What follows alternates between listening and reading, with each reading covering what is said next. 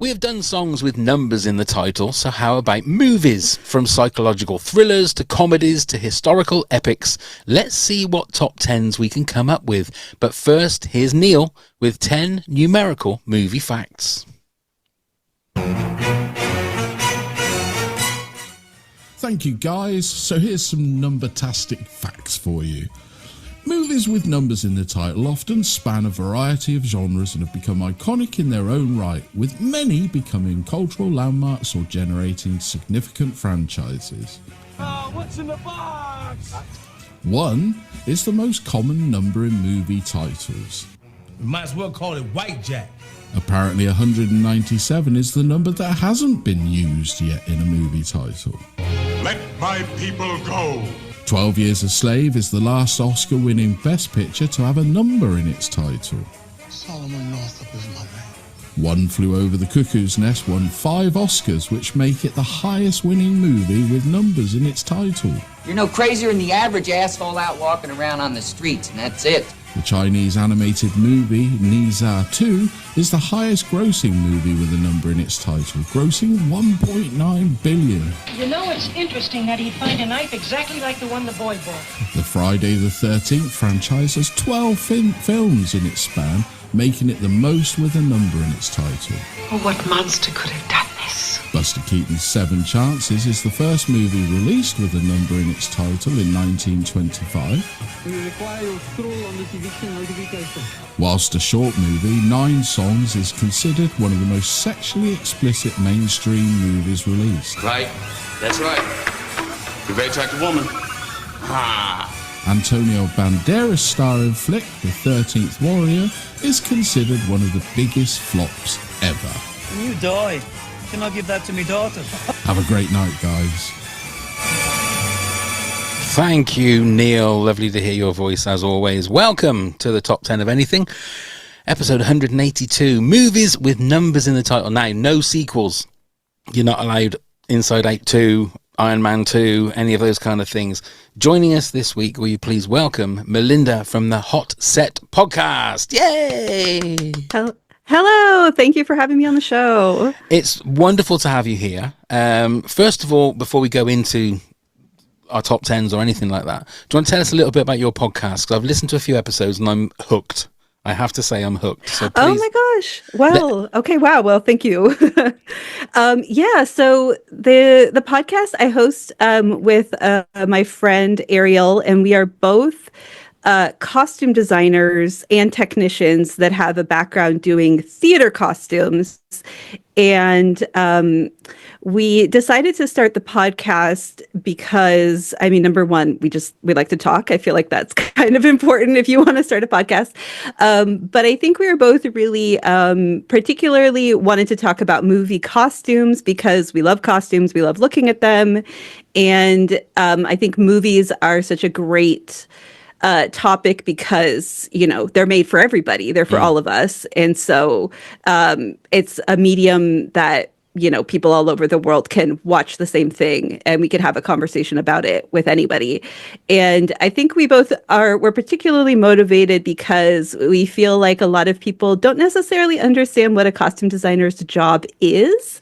So we wanted to kind of bring that perspective, even though neither of us really has a background of working in film. I feel like the process is pretty similar in terms of like how you put together the clothing that you're going to see in a movie or on stage. So we wanted to kind of bring those perspectives and just have a good time and chat with each other about all that stuff. Because the one episode that I was really fascinated with of yours was the Everything Everywhere All at Once episode.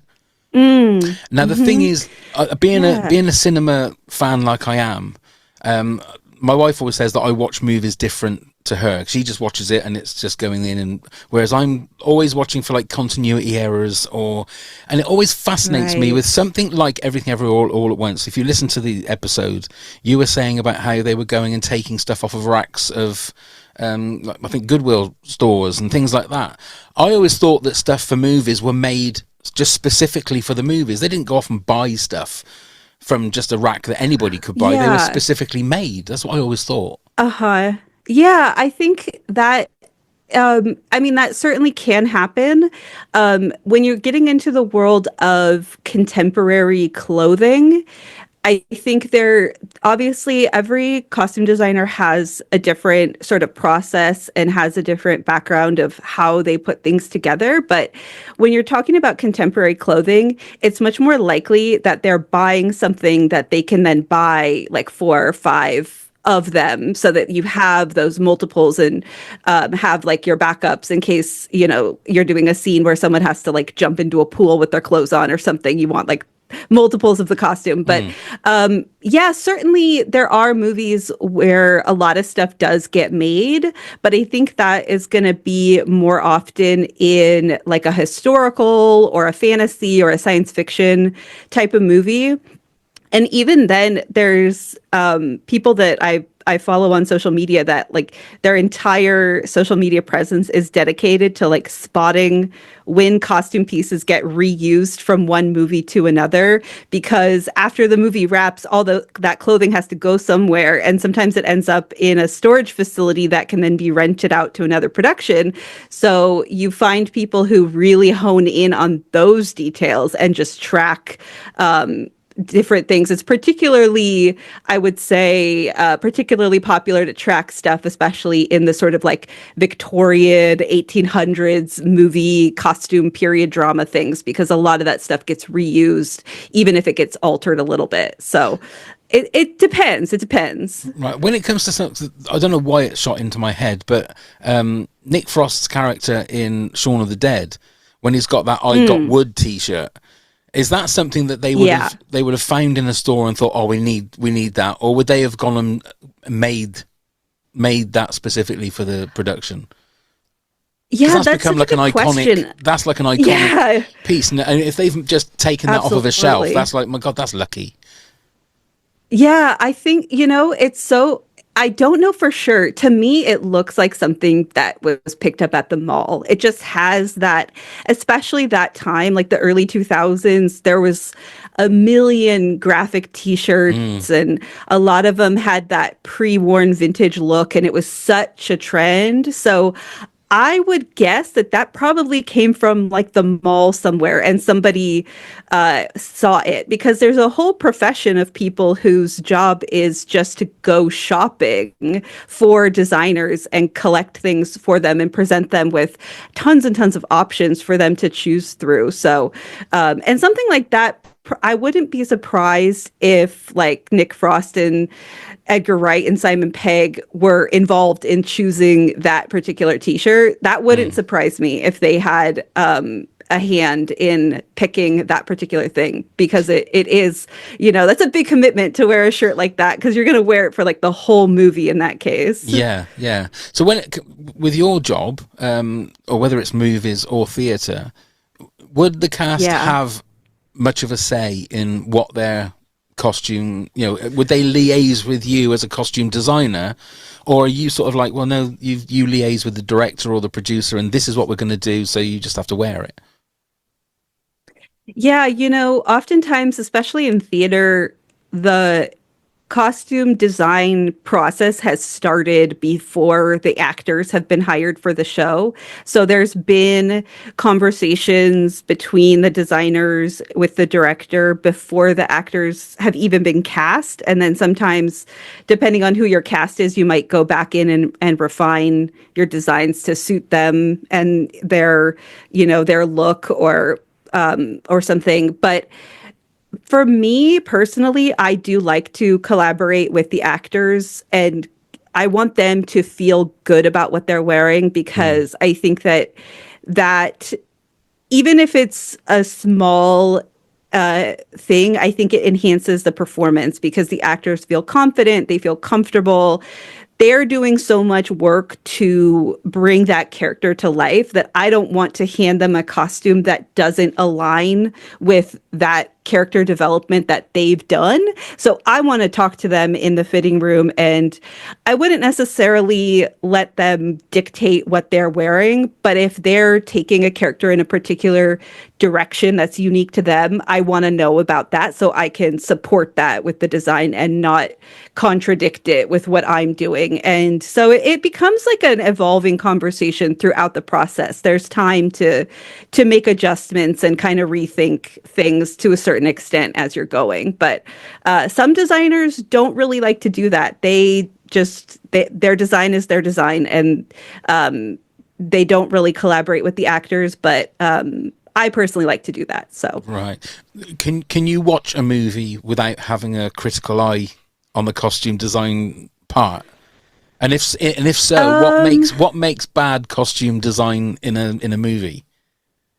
I would say, I think to a certain extent, I'm always going to look at the clothing, but I'm not necessarily looking at it to critique it all the time. Sometimes I just want to look at to appreciate the details or look at all the like little things that I wonder if like the designer, like snuck in this little thing and only people who are really looking are going to notice it. But I generally, when I'm watching movies, try to just get like taken along on the ride of the story.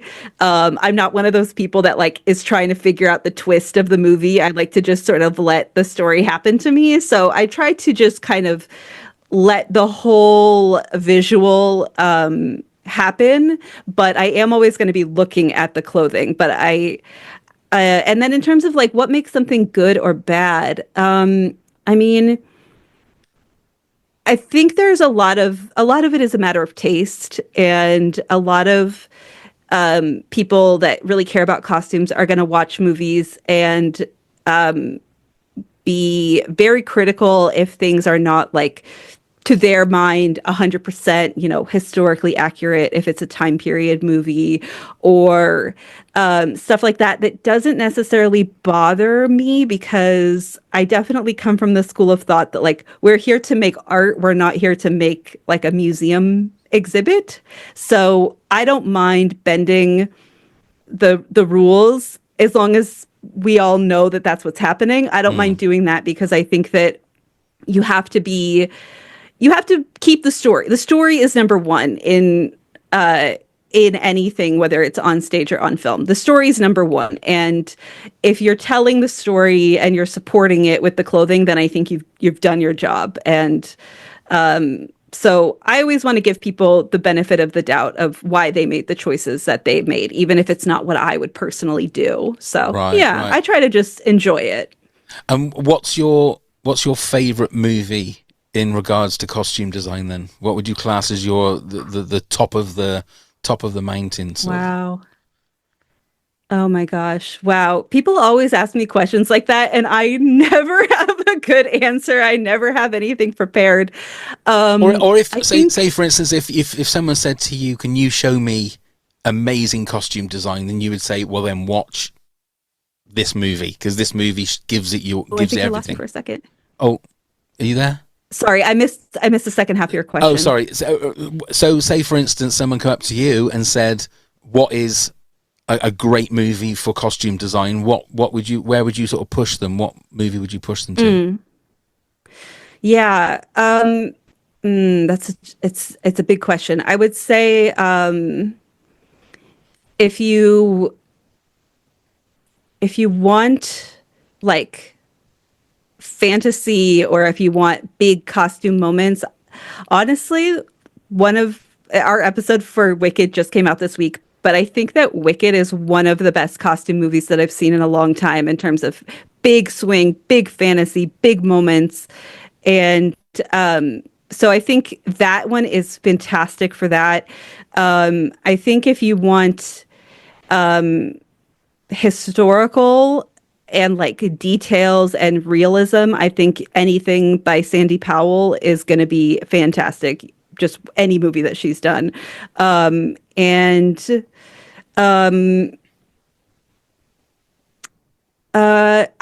so hard, because it's like there are so many good movies, and some of them are just like these beautiful, realistic little gems, and some are like these big, giant fantasy swings.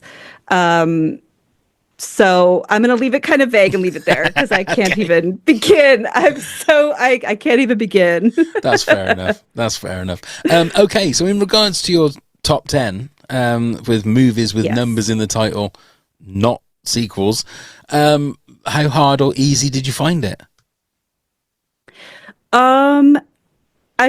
My number one was pretty easy to decide for me to pick. I was pretty sure about that from the very beginning. Okay. When I got further down the list, that's when I rewrote it a few times and reordered stuff a few times. And it was hard because there were some movies that I wanted to include, but I hadn't seen them in a really long time. So I felt like I was a little hazy on some of the details. And so I was a little hesitant to pick some movies like that because I wasn't confident that I remembered them as well as I thought I did. Okay. So, interesting. Yeah. So before we actually get into the countdown, we have to do this. Lisa's Challenge. What the fuck are you saying? Okay, thank you, Lisa. How many do you think we're going to have as duplicates in our top 10? How many do you think we're going to have the same? I think we're going to have quite a few that are on both lists because there's a finite number of movies with numbers in the title. So I think we're going to have... I would say like 5 at least. Maybe more. I don't know. That's a good shout. I was going to say 5. I'm gonna go. Okay. I'm gonna go one more. Then I'm gonna go 6. Okay. But I think you might win it with 5. Or we might end up with none. Who knows? Okay then, Melinda, kick us off with your number 10. Okay, my number 10 is The Three Amigos, the Chevy Chase, Martin Short, Steve Martin, bizarre comedy about these 3 old school Hollywood actors that are famous for these Western films, and they end up in a small village trying to actually portray the hero in this like Western situation. This is a good start because that's my that's my number 10 as well. That's a great start. Okay.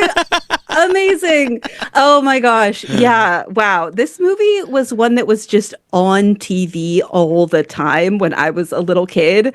So I've seen it so many times, and it's such a silly movie that I think didn't do very well when it came out. No, it didn't. It was quite a flop considering it had Chevy Chase, Martin Short, Steve Martin. Yeah, it was a flop. Yeah. Probably really cheap for the TV to replay it all the time. Probably not. But it is just such a. I mean, I love Steve Martin anyway. Steve Martin's one of my favorite actors, and it's just ridiculous. It is sort of like the old Magnificent Seven kind of story in regards to a small town is being bullied in Mexico. It was Mexico, I think, wasn't it?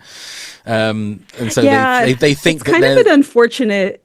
Yeah, it's kind of an unfortunate portrayal of Mexico. I do feel honor bound to say that, but it gets a little rough in some moments. But it's such a good movie. It's so funny. So funny, and their costumes. I mean, the Three Amigos costumes are not your usual sort of cowboy fare, aren't they? They're very. I mean, obviously because they're actors, they're not actual cowboys or anything, but. Yeah, they're kind of like a bastardization of like a mariachi band uniform, I would say. Yeah. And I also love the scene at the end where everybody in the town makes the sort of scaled down version of the costume, and they have the giant shootout where the Three Amigos like seem to be like everywhere. I always really liked that scene of like everybody in town making the costume. So I felt like it was a good choice for me for this list. I mean, that's what a start. So we've got our first duplicate straight away. So back to you for your number 9. Okay. All right. My number 9 is 7. The that's sort of my number 3 thriller. Okay, I knew. I had a feeling it was going to be. I mean, it's up pretty high for a lot of people, so I feel like I had a feeling it was going to be on the list, and it was probably going to be higher than my particular ranking of it. But yeah, what a creepy movie. And one of the creepiest endings, I feel like I saw this movie when I was probably way too young to be watching this movie. But this sort of, is this sort of an early David Fincher movie?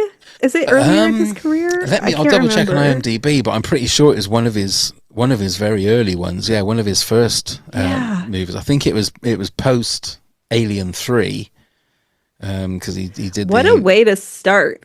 Coming out of the gate with this movie. My God. He had an amazing run, to be fair, of a lot of the movies that he sort of directed. He had so many great movies that he didn't seem to have a dud. You know, it just went on and on and on. But right. Yeah. Have a look and see. Something that always kind of creeped me out about this movie, it's so atmospheric, the setting, and it's so sort of anonymous, big, scary city that feels kind of not anywhere but everywhere. There's something so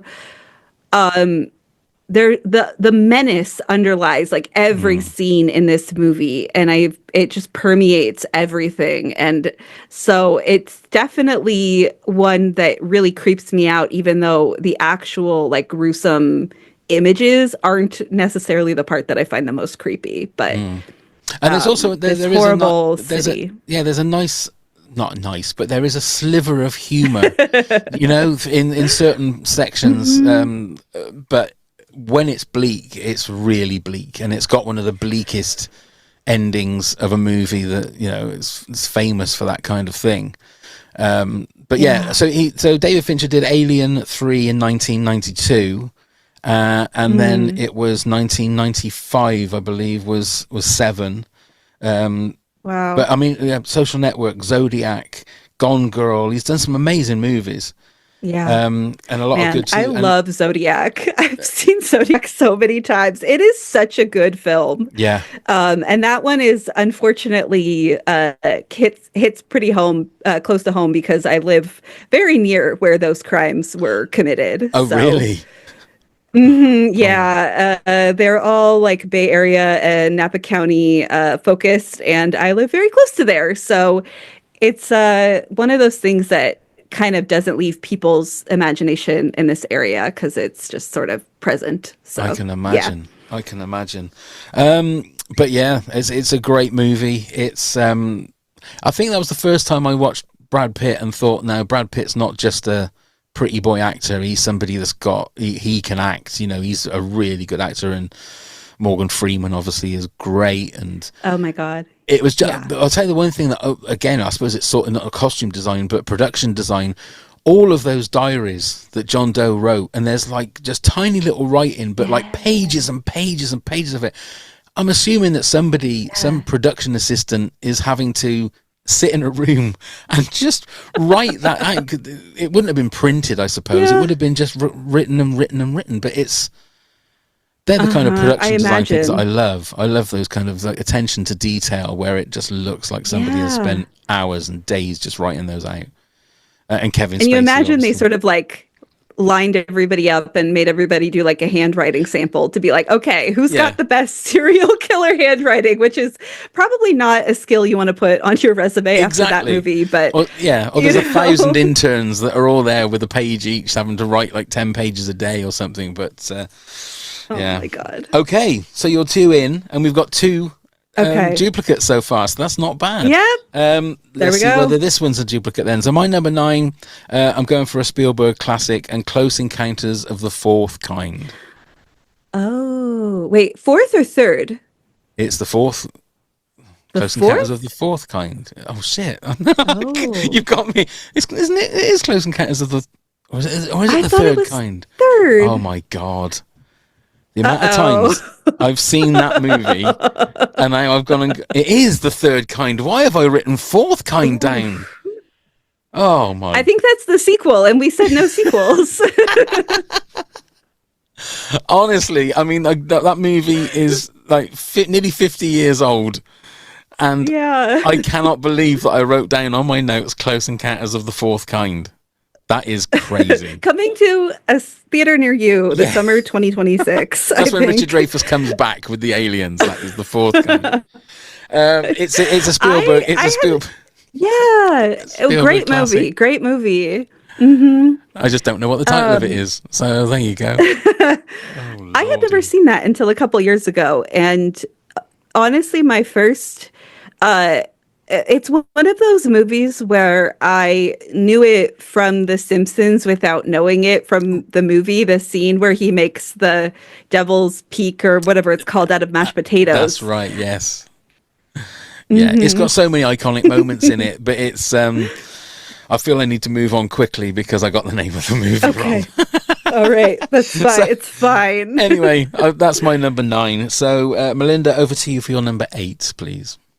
Okay, my number 8 is 12 Angry Men. That's my number 6. Perfect. See, I knew there was going to be a lot of overlap.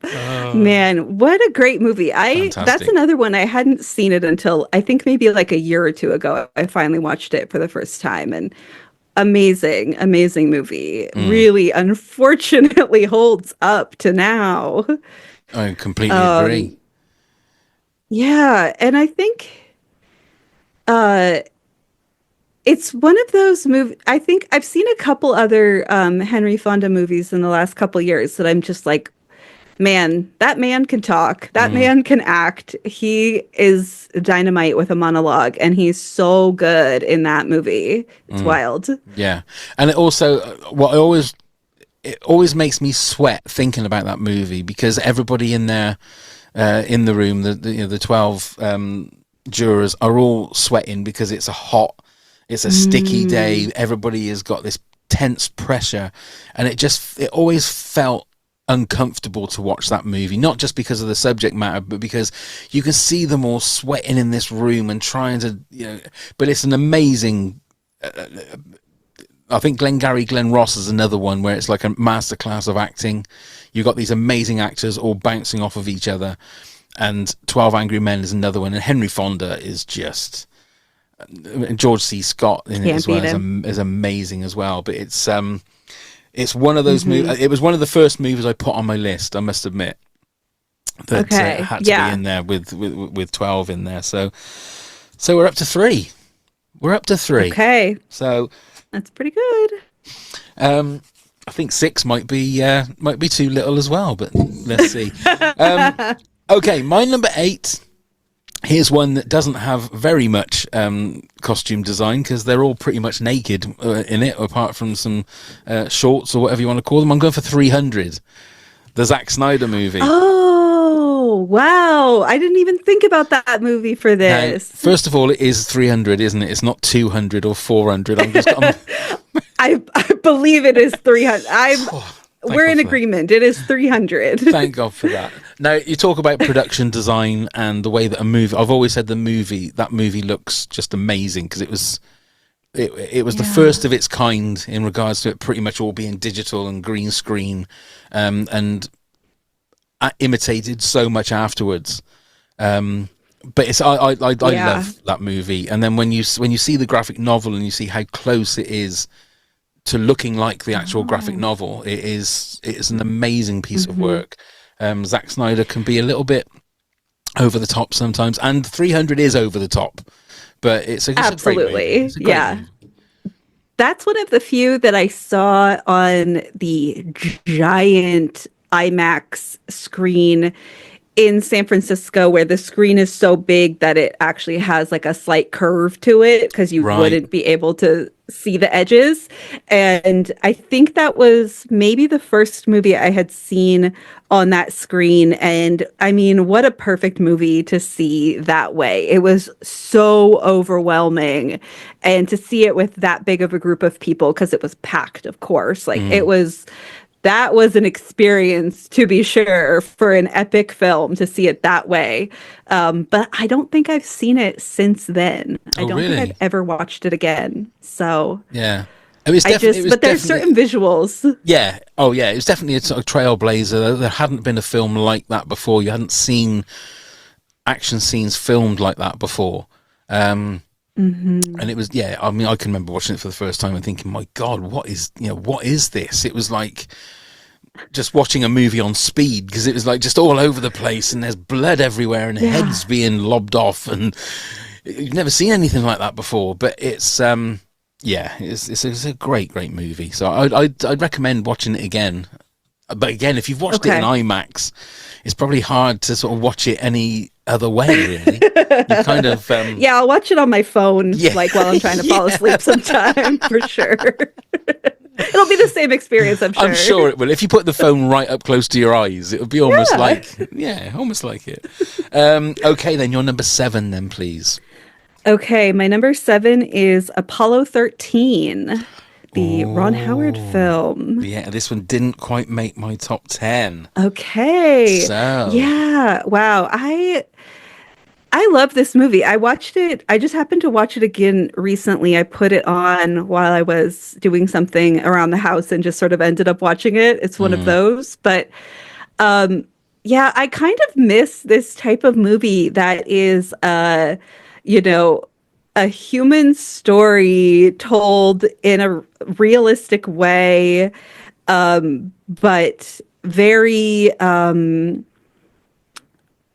very grounded but very masterfully done, and given the sort of like importance that something like that has. I don't know. There's a quality to that movie that I feel like has morphed into television now. And we've lost this type of movie because it's not 300 or a giant Marvel epic. It's not a big tentpole movie, but I love this era, like these 90s movies that are these, maybe slightly cheesy, slightly melodramatic, like music swell movies, but I love them. They're so good. I think also it's that's one of the movies that, like you said about was it 12 Angry Men or something, when it's on you'll just start watching it and you know what's going. I mean, it's a historical movie, if you like, because it actually happened, so you know that they are going to come home and they're safe, but you still feel anxious. So it's a great sign of a movie if you watch it for the 15th time and you're still worried that they're not going to quite make it. And absolutely. Tom Hanks is just Tom Hanks, isn't he? So it's a great Kevin cast. Bacon, Gary Sinise. Gary Sinise. Wonderful. Yeah. I was really struck watching it recently that it felt, it's set in, I think, 1969 or maybe 1970, or 71 maybe. It's after we actually landed on the moon. Yeah. And it was made in the 90s, so it's only made like 25 years after that happened, and it felt like such a different time from when it was made.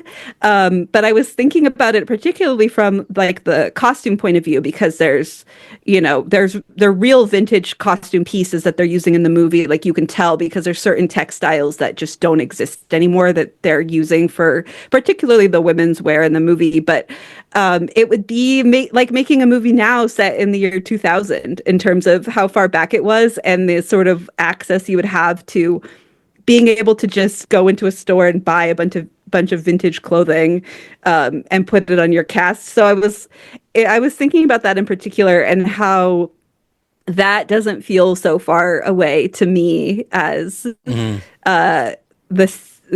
late 60s felt in the 90s very far away. But maybe I'm just getting old. Yeah. Who knows? Well, see, it's interesting you say that, because you would notice that. So you would notice that, their textiles, that they've got vintage clothes there. The normal film goer or anybody would not notice that. So that attention to detail, is True. That what you think makes good costume design? Because that's going to be a subliminal thing to somebody that isn't a costume designer, that gives it that gravitas and makes it feel more real. Yeah, I think it's possible. And it's certainly, like, especially clothes from that era, there's like a good reason why those textiles don't exist anymore, because a lot of them are like highly flammable or like made with like toxic chemical processes that are very bad for the people that were making them, and carcinogenic and all that kind of stuff. So it's probably good that we're not using them anymore. But I do think that kind of stuff I do really appreciate. And a movie like that in particular, that is real people, you can use photographs from the time period of those people. And in terms of, we have a lot of scenes of like parties and barbecues and that kind of stuff in the movie where you've got like different ages and different like groups of people together. And I know like sometimes designers will sort of like ask everybody to bring in their like family photo albums or something and just look at photographs of people from those time periods to really look at like how are they doing their hair, how are they doing their makeup, because studying fashion history is certainly helpful, but it doesn't tell you the whole story because most people don't wear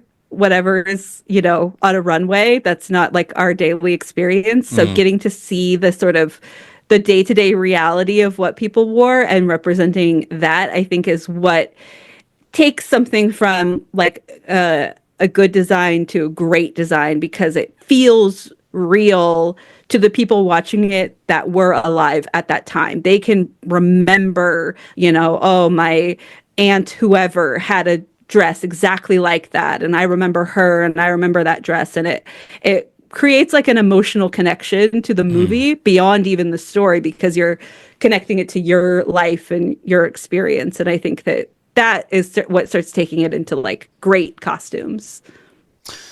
Wonderful. And you talk about the past. So my number 7, I'm going into the future with one of the greatest costumes ever in cinematic history. And it was one of your episodes as well that I listened to. I'm going for The Fifth Element at number 7. We've got Mila Jovovich as Lilu with her tape costume, or what you want to call it. It's not a dress, really. It's just some pieces of tape strategically placed in the best places that they could be. It's every single costume on that is just incredible, and it's just one of Bruce Willis's one of my favorite movies of Bruce Willis. Gary Oldman, Ian Holm. It's just got an amazing cast. It's just a great fun movie. And and Mila Jovovich is just astounding in that. She just really is. She's amazing. I will say that one did not make my top 10 list. Really? Ooh, wow. If there was one that I thought we were both going to have, that was one of the ones that I thought. I really thought we would have that. Wow. I mean, I think it's a really great costume movie. Wonderful sci-fi costumes. And I was really happy to cover it when we did it on the podcast. But that was, I think, that choice was, I would say, driven a more by Ariel. That movie is more near and dear to her heart. It's one of those ones that I appreciate and I like, but I never had like a strong feeling about the movie itself. Oh, right. So I did leave it off my list. That's fair enough. I just think it's, like I say, it's a good romp. I'm amazed that they never made a sequel to it. It's one of those movies you thought that they would have made, the Sixth Element, or let's not go back down that route again. But it was another one that I think it was not as successful at the time. No, if I remember. Yeah, I think for a Bruce Willis movie, I don't think it was as, let me see, had a budget of 75 million and grossed 263 million. So actually, never mind. Actually, it was a sizable hit. Yeah, that is surprising. Enough. There you go. Yeah, you have to wonder. There are certain things where you're like, I mean, this movie was fine, but now we have 6 of them because Hollywood won't stop making them. And other movies where you're like, this movie was wonderful, but I don't know. I'm not a big sequel person generally. So I kind of like to, like, what is it? What's the phrase? Like die a hero or live long enough to become the villain. Like, I think it's one of those situations sometimes with movies where I'm like, let's let Fifth Element die a hero and just be great and leave it there. Yeah. Which ironically, that quote comes from a Batman sequel. So that's of course, exactly. Yeah. Okay, so that was my number 7. So over to you for your number 6. Okay, my number 6 is 28 Days Later. Oh, yeah, this is very close to coming in my top 10, but I didn't quite get it in there, I must admit. But it's a great movie. it's such a good movie, and it was, I think, the first movie that I had seen with this sort of like fast zombie. I think it sort of created the fast I think it zombie. is. Yeah. And it's terrifying. Like, zombies are kind of goofy. I think in older films, they're, the sort of like the zombie shuffle and or even that in The kind of Walking stuff. Dead, like The Walking Dead, they're all that same kind of thing. Yeah. I know, and it was an interesting take because they're not. I mean, I guess technically they're not necessarily considered zombies because they're not dead, right? Yeah, I think they're infected, aren't they? I think that's what they... the infected. Yeah. But that movie, I really like zombie movies, even though I'm making fun of them right now, but I really enjoy them. But that one was one of the first zombie movies that I found very scary. Yeah. And I also really appreciate I guess it's kind of a trope now in like zombie stuff where it's sort of like, is the zombie the real threat, or is it the survivors hurting each other? And but I think that movie did it really well in terms of the scariness, especially of that sort of rogue military operation, and the threat that they pose to the female characters in the movie really is terrifying. And an excellent movie. Yeah. I've always said that if there was a zombie apocalypse, I would just get bitten by a zombie and become a zombie. Because you haven't got a care in the world. You're not going to die. All right, you're going to be hungry, but you just wander around. It's the people that are left alive. They're the ones that have got real problems. They're just trying to stay alive. Just become a zombie and go with the flow. Absolutely agree. I know there was this, I feel like in the sort of 2010s, there was this very like millennial pop culture conversation about, how you would survive the zombie apocalypse. And I was always like, why would I want to survive the zombie apocalypse? It'd be awful. It'd be terrible.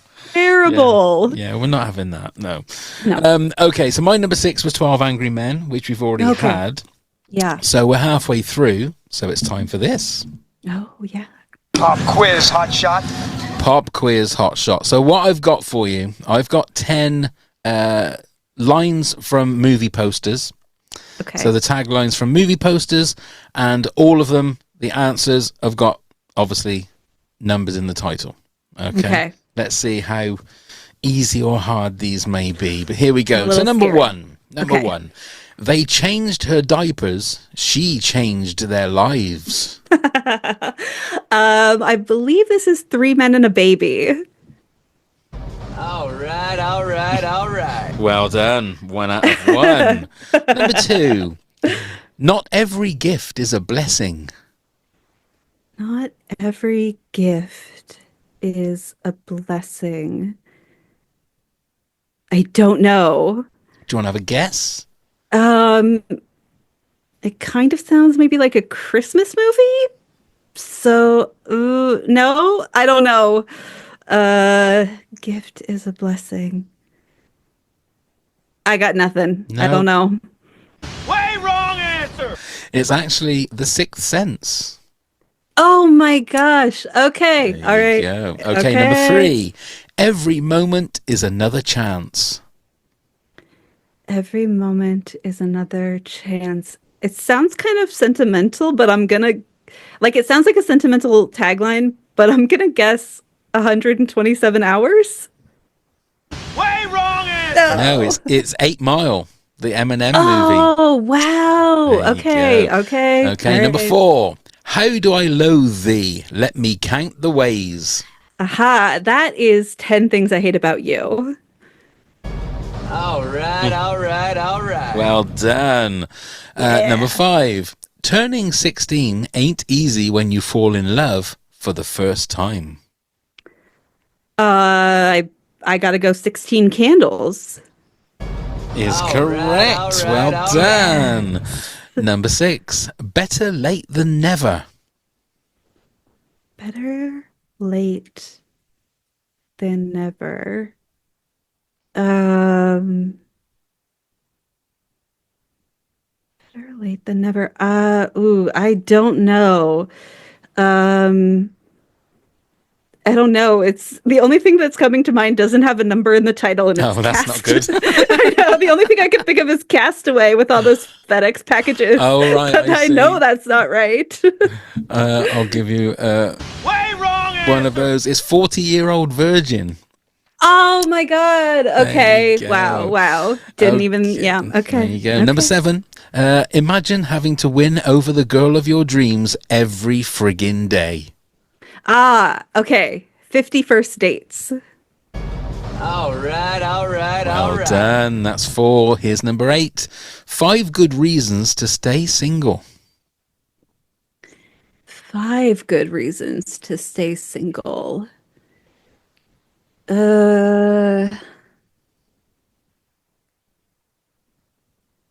I don't know. I can't think of 5 good reasons to stay single. I'm gonna guess this is wrong. I'm gonna guess 40 days and 40 nights.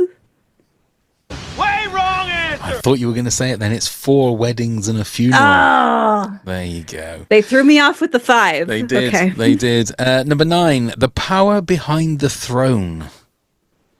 Power behind the throne.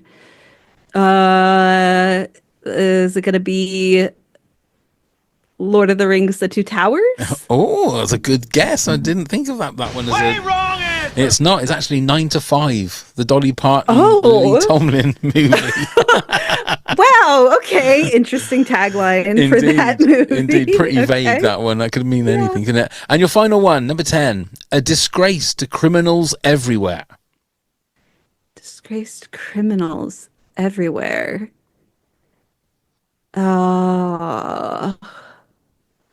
Where are there a bunch of disgraced criminals? I can't think of anything that has a number in the title, so I don't know it. No? No, sorry, I can't think of Way anything. wrong answer. It was Lock, Stock and 2 Smoking Barrels. Oh, I've never seen that movie. Have you not? Have you not? Yeah, it's a very Guy Ritchie movie. Yeah, it's a typical Guy Ritchie movie, but Okay. but 4 out of 10, that's good going. 40%. It's not great. It's 40%. not great. It's not bad. The usual is 3. 30% is what Oh. normal people. So you've got above average. So Okay. well done. Okay, all right, I'll take Well it. done. No need to hang your head in shame. Look, I got Close Encounters wrong as a name when I've known that movie for all my life. So 4 out of 10 is pretty good. Okay, back to our countdown. So what's your number 5, Melinda? My number 5 is The Hateful Eight. That's my number 2. Okay. Yeah, I mean, I love Tarantino films. I think he's great. I think he's crazy in a really good way. This movie is insane in the best way. And I also I remember the first time I saw it, just immediate reaction was this would be an amazing stage play. Absolutely. I think it would be great. It's perfect. It almost all takes place inside one room. And I love the particular Western wear in this movie. I feel like people kind of think of Western wear as one thing, and I'm certainly not an expert, but particular to like Wyoming and the cold weather aspect and how brutal that landscape is and the way that you have to dress to survive in it is I think really, really well done in that movie, in addition to just being like a great story and terrifying and super bloody and full of amazing Tarantino dialogue. Yeah, I've on our Tarantino the best moments I think we did, he's my favorite director, and The Hateful Eight is one of my favorite Tarantino movies just because, and I've said it before, it's like unapologetically slow and takes its time, and it's just so, for me, beautifully paced, but so gruesome and so shocking in places. That it's a work of art. It really is. So I'm so glad you had that in your top 10 too. That's great. Another movie that's very similar to The Hateful Eight is my number 5, and that's 40-Year-Old Virgin. I'm only joking. If you want something that is, I mean, again, I'm a massive Steve Carell fan. I think him in The Office is just genius. And this was one of those movies that it's very. I can't remember. There's not very many great comedies over the last even couple of decades that I can remember genuinely sort of belly laughing at. But this was one of them, and Steve Carell was great in it. He was just so good. But Paul Rudd, Seth Rogen, the outtakes. I always love watching outtakes of movies. The outtakes on this movie is just great.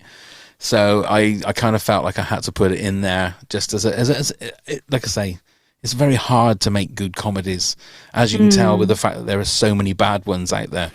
So the fact that this is a great comedy and it's got a number in had to be in my top 10.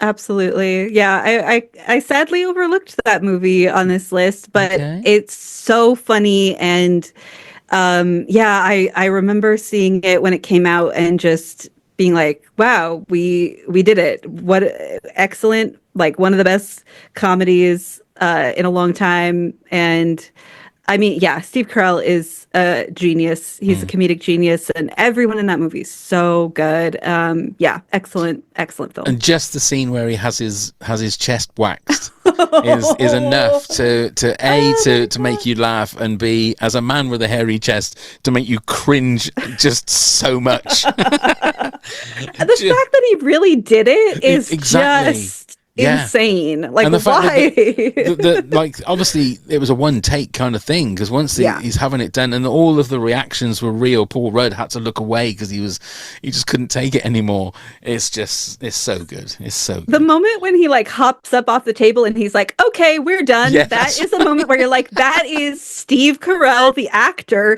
telling the director, cut the cameras. We're done here. I'm not doing it anymore. No. Absolutely. Oh, that's a great one. Okay, your number 4 then, please. Okay, my number 4 is The Sixth Sense, which appeared on the quiz. Yeah, this didn't make it into my top 10, which was a surprise for me, to be fair. But it didn't. Yeah, it didn't make it. Yeah, This, I think, in particular, this movie, it came out when I was like 12, I think. Oh, right. So it was like I'm finally, I think, as a viewer, old enough to get these type of movies and actually be interested in it, and be scared by it, and also, appreciate the twist at the end. But I think the performances in it are really good. I think Haley Joel Osment was wonderful in the film. Anytime you see a kid that is that good with a difficult subject matter, I'm like, amazing, because there are so many kid actors that have that kind of like Disney Channel, like kid mugging for the camera kind of quality. Yeah. And he doesn't have that at all, and I don't think you could make that movie without, certainly without an actor like of his talent, and maybe not without him. Sadly, the movie, the twist was ruined for me before I saw the movie by like kids at school. Yeah, some kid at school whose parent was cool enough to let them see it in the theater like ruined the twist ending. Oh. So I never got to have that revelation, but I still love the movie, and I think that it's still good on rewatch. So I love that movie. Yeah, I mean, I'm obviously a lot older than you, and we went to this. I can remember you couldn't get into the cinema. It was like booked and booked and booked, and I was amazed that I don't know how many. I think maybe a couple of weeks before we actually got to the cinema to watch it. But like, it was almost like an unwritten rule that nobody said what the twist was. So all through the movie, myself and my wife, we were like going, okay, well, maybe it's this and maybe it's that, and we still, right up to the moment where you find out, we still never realized what the twist was. And it's very rare. I mean, now you can't. You can't. My wife had the Last of Us spoilt for her yesterday. Oh my god. Yeah. I knew what was going to happen because somebody told me in regards to the game, but she didn't know, so it's kind of ruined. I haven't seen the episode yet as we're recording this. Have you seen the episode? Have you? I have, and I'm really glad. I had no idea. Okay. I don't know anything about the game. My boyfriend that I watched the show with, like, he didn't know. I think maybe he suspected that it would happen at some point, but he didn't know it was going to happen necessarily. And we watched it like the minute that it was on HBO to watch. And like maybe an hour after it aired, he got an alert, like a news alert on his smartwatch with a spoiler in the headline. That's bad. It's so bad. That is bad. Yeah. And that's the trouble with the internet now. I try not to stay when it's a TV show that I am watching and I try and stay off, but I love listening to podcasts. I love going on to movie news. So you know that somebody on TikTok or whatever wants to get those clicks, so they will spoil it. And it's such a shame. But yeah, there's no honor ananymore. There's no honor on the internet. Absolutely. Honor and internet are two words that are not normally in the same sentence. So, okay, that's your number 4. My number 4, I'm going for a movie. See, there are movies that try and go for cool, and 9 times out of 10, they fail miserably. And one movie that I will say that is the movie Now You See Me. I don't know if you've ever seen that one about the magicians. I hate that movie because it tries to be so clever and so cool. I genuinely, when we went to the cinema to watch it, and I left as soon as it said the end. Normally I'll stay for credits just in case there's I stormed out of the cinema, and my wife came and she was, "What's wrong?" And we were kind of having an argument in the foyer at the cinema because I was going, "How dare that movie think it's really clever and cool?" I was really having a go at my wife, and people were walking past as if like, "Why are they having an argument?" And I've never watched it since because I just didn't like it. But a movie that does it well is Ocean's 11, the remake with George Clooney, Brad Pitt.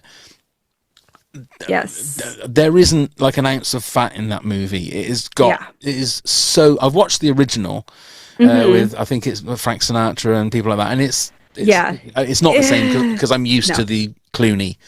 Yeah, but I mean, it is just a great heist romp movie. Yeah, I love that movie. Yeah, there's not much more you can say about it, man.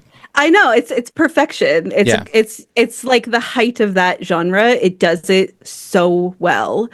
I tried to watch the Sinatra version at some point, and I think I turned it off after like 30 minutes. I was around the same kind of thing because it just didn't jive with me. No. And I mean, I know my attention span has been ruined. I'm aware of that fact. I understand. That's the internet again for you. It really, it's the smartphone. It's just completely shot. But there's something about movies of that era where you're like, I don't think that your editors understood pacing of plot because there is nothing happening in this movie to keep me going. It was tough. So, but Steven Soderbergh, just the way that he filmed it, the way that he shot it, with the way that it's the cool music with. Things sliding in and sliding out, and the fact that Brad Pitt is always eating is the one thing that always makes me laugh. He's always got something that, whether it's a shrimp or a burger or chips or whatever, it's just so funny. But it's a great movie. It's so good. And I've always like my theory about Brad Pitt is that he is actually like a character actor who's in the body of an extremely handsome man. Yes. Like he doesn't seem to want to be that pretty face act. Like he wants to be the characters, and he gets kind of shoehorned into, handsome guy roles a lot, but he seems to really thrive in the movies where he can be like a little weird or a little off-putting or whatever it is. Yeah, whether it's 12 Monkeys was another one where he was just a little bit off kilter. He's just that little bit sort of, he's a bit mad, but I mean, he's a guy that's got it all, really, hasn't he? That's the, but anyway, that's my number. What was that? My number 4. So on to your number 3 then, please. My number 3 is Rogue One, the Star Wars film. Oh my God, I can't believe I forgot. I I didn't think about it until I was like Googling, like, what have I forgotten? What movies have I forgotten? And it came up and I was like, oh my God, I didn't even think about Rogue One. And I love that movie.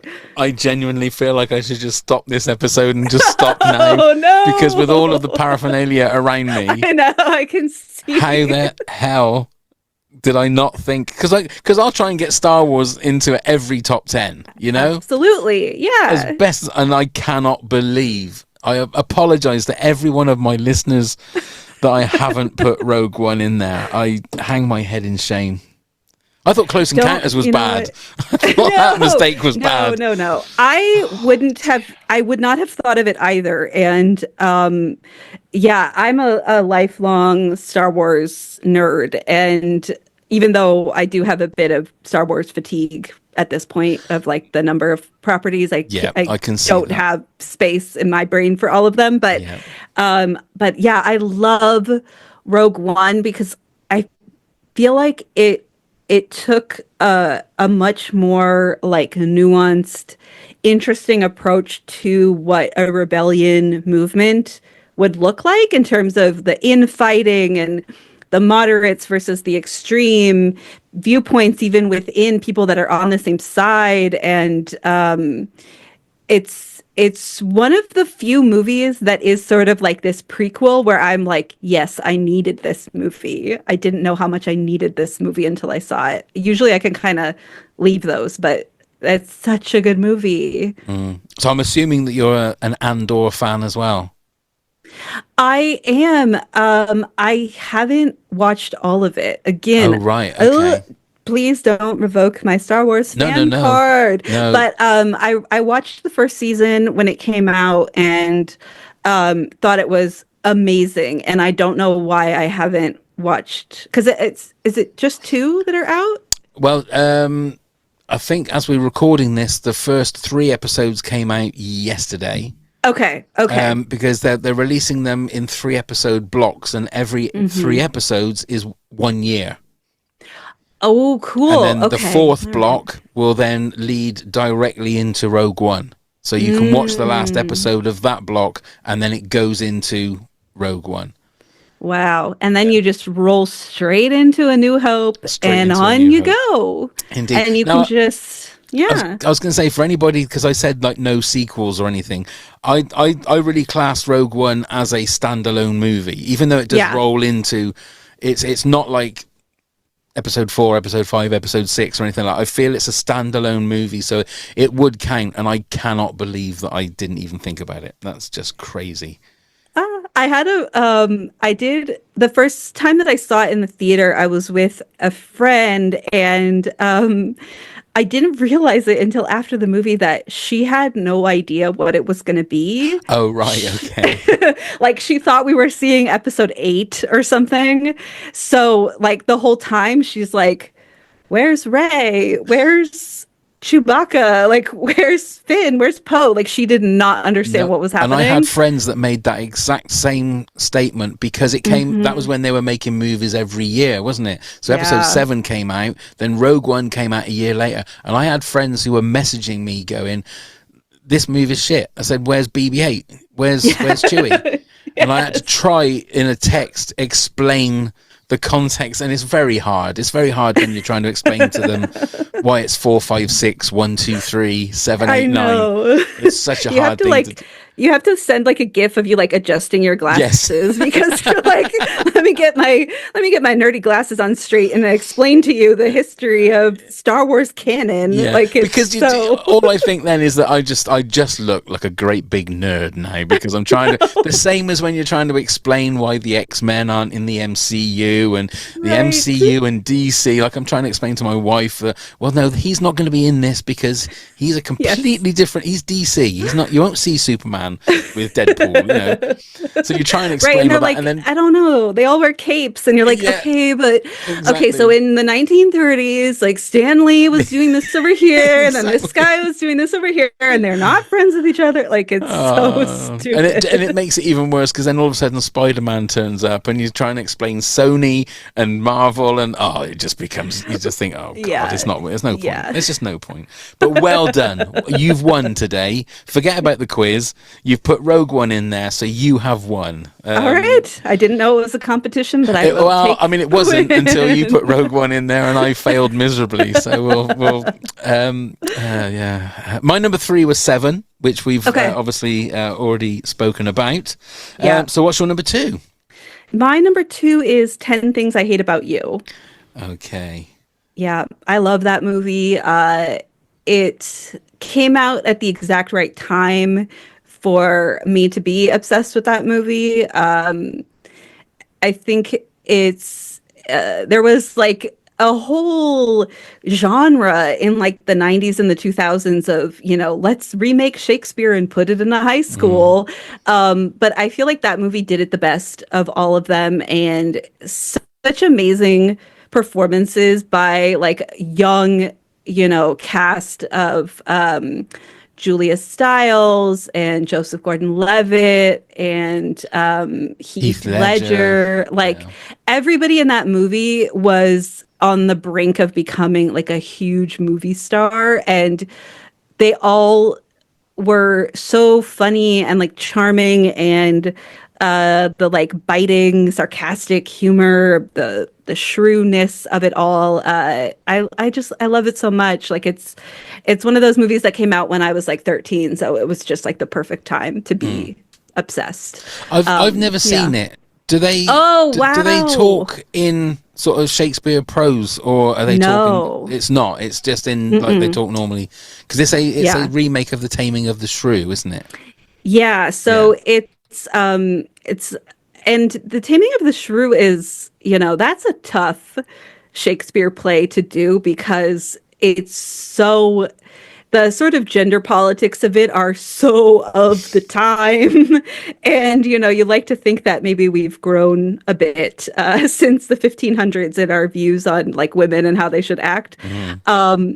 But one thing that I really think kind of helps elevate the movie is they don't use any Shakespearean language. It's all modern, but the screenwriters managed to keep this like verbose quality to the dialogue. Like the characters are using a lot of vocabulary that you wouldn't necessarily expect from high school students at the time. So it gives this sort of like playful poetic language quality, I think, is kind of preserved in the dialogue, even though it's very modern.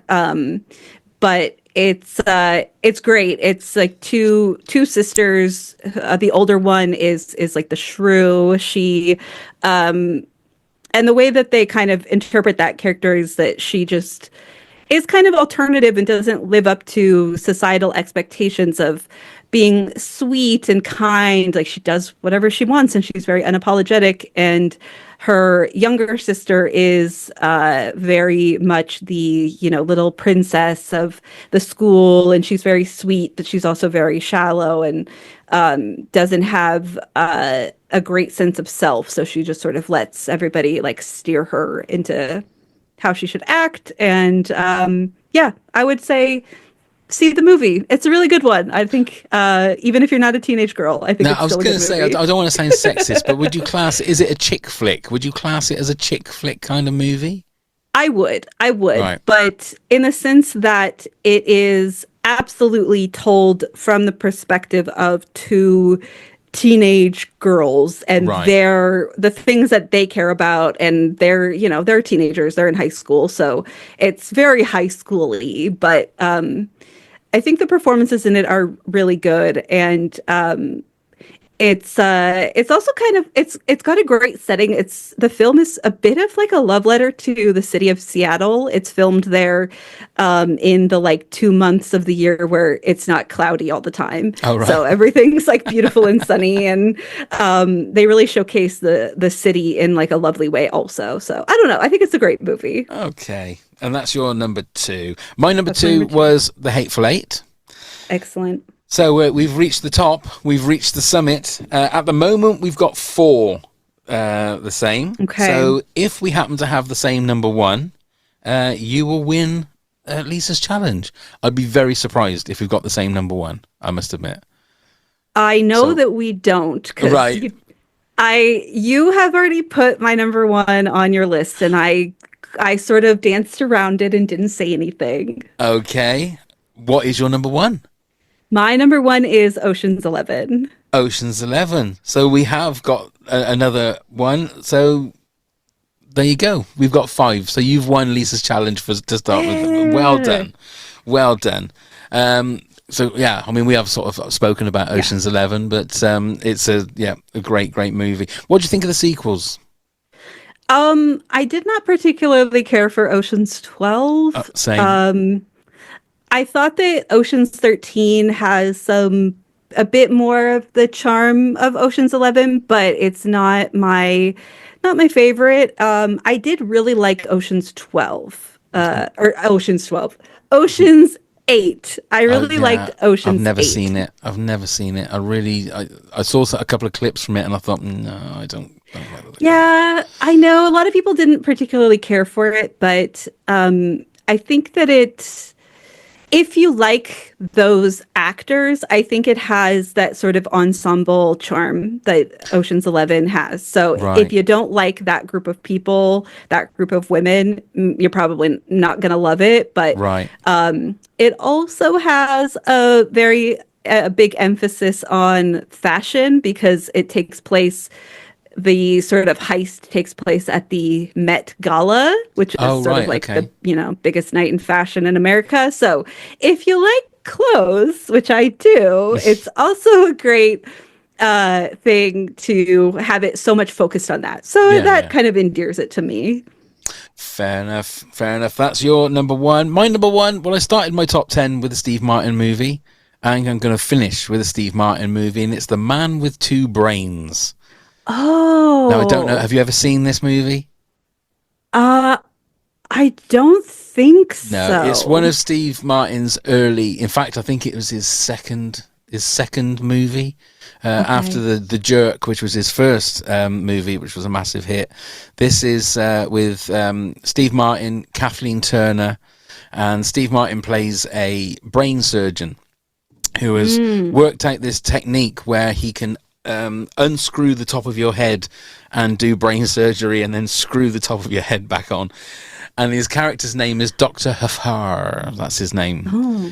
So it's a realistic medical drama. It's a realistic medical drama. It's exactly what it is, yeah. Okay. Kathleen Turner plays this money-grabbing... I was trying to think of a PC way of saying it. She's just a horrible woman. And Steve Martin ends up knocking her over and saving her life. And then she basically turns his life into turmoil. They get married, but she's like it's just a really funny movie. I'm not selling it well at all. But it's a typical sort of, it's not typical, but it's one of the great Steve Martin movies where it's totally ridiculous in places. It's just fantastic comedy. Steve Martin's great in it. Kathleen Turner is amazing in it. So if you get a chance to watch it. Now, I haven't seen it for a while. I know a movie like The Jerk is of its time and has obviously sort of troubled moments in it that you think, okay, that doesn't sort of wash. I don't really think there's much like that in... if you like things like Airplane... and those kind of movies, you would love The Man with Two Brains. It's just ridiculous fun, but so funny. Right, we've got a couple of honourable mentions. So Ray Hughes said, we've just watched the 4K re-release of Seven. It's fantastic. Kim Peniston said, I love 21 and 22 Jump Street. Everything is Learning podcast said 42 or Inside Out 2. And like she said, cheating a bit on the second one, I did let them straight and said no sequels, not letting sequels. Now Stuart Turvey said, doesn't every Star Wars episode have a number in the title? Yes, I mean, in theory, yes it does, but apart from, as Melinda has told us, Rogue One, I don't think you can count any of the other Star Wars movies. Paul Osgood said 24-hour party people. Kareem Pasta, 10 Things I Hate About You and Ocean's 11. So it's got your top 2 there, look. And the Real Talk podcast had 7 Samurai, The Hateful Eight, The Seventh Seal. First Blood, probably a stretch, and the 10 Commandments, 'tis the season and all. So there you go. Well, we've done it, Melinda. Well done. I feel that this was a crowning achievement on your end and a total disaster for me. I don't feel that way at all, at all. Well, you're very, very kind. But so before we actually say our goodbyes, you want to tell everybody how they can get in touch and listen to your podcast? Yeah, absolutely. We're on pretty much any podcast platform where we don't currently have a YouTube presence. But we're on pretty much any major podcast platform. And in terms of social media, you can find us on Blue Sky, intermittently, Instagram, and Threads. So you can yell at us there and tell us what you want us to talk about or what you want to hear from us. Oh, wait until this episode comes out, and I'll be waiting for people who's going to be shouting at me. Don't you worry about that. But we will put a link in the show notes to Melinda's podcast. And like I say, if you're a cinephile like I am, if you love movies, it's a great way of just learning about certain aspect of it's aspects of movies that you kind of take for granted.